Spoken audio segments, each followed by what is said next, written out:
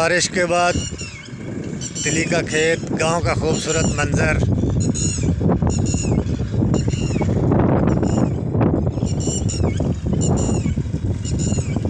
बड़ा ही दिलकश मंज़र।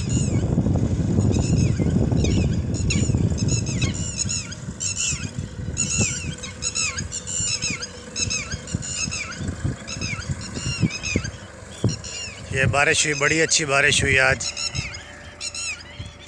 फर्स्ट टाइम बड़ी गर्मी थी, लेकिन अभी तकरीबन सर्दी लग रही है। तो ये अल्लाह ताला की कुदरत है, वो जो चाहे जब चाहे जो मर्ज़ी करे।